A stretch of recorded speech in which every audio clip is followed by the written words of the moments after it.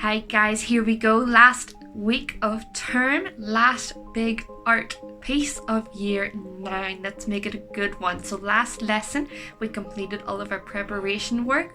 So I got my own very thick pieces of paper and painted them my 4 colours, black, red and yellow, and then white. Didn't need to paint that.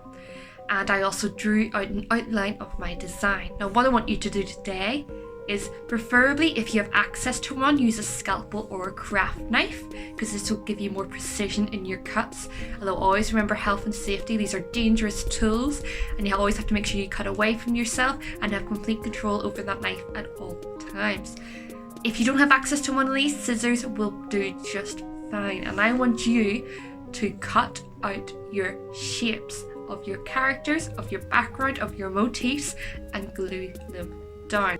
Now, when you go to approach this, remember everything we've learnt. Remember looking at the Sharon Schnitt artworks and the lovely delicate details in there. Consider, can you apply any more of these?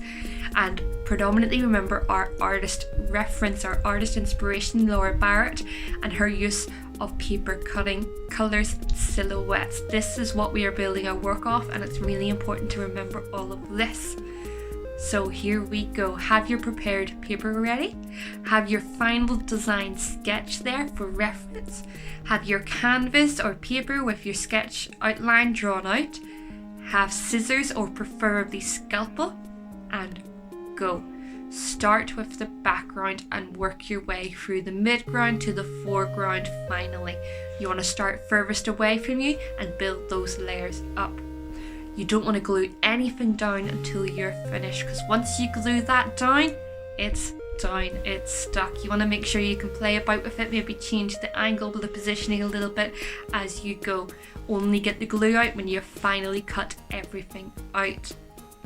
Something I think I should have done more of is consider little cut out details. I think looking at the Sharon Schnitt and Barrett artworks again, I could have added more details, especially in like the mirror and the apple, of adding in little cuts and cutouts of corners and details to bring it a bit more life and give it a bit more intricacy.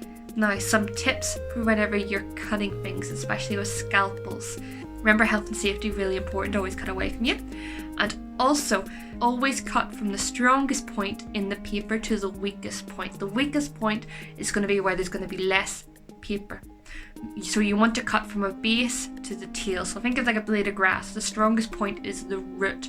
The weakest point is going to be that tip of grass. So you're always going to want to go from the strongest point to the weakest point when you're cutting.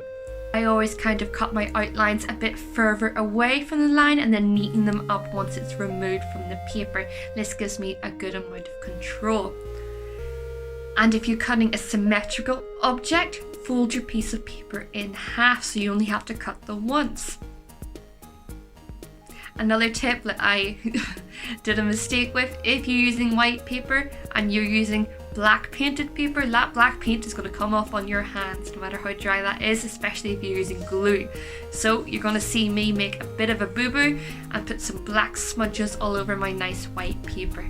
Make sure your hands are nice and clean when handling white paper in order to keep that pristine whiteness.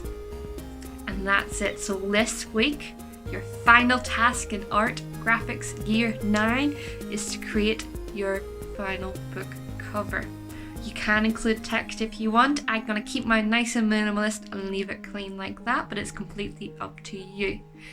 I can't wait to see what you create. I'm sure it's going to blow me away. And finally, have a beautiful summer, and I can't wait to see you all in year 10 in September. Have a good one, guys. Bye.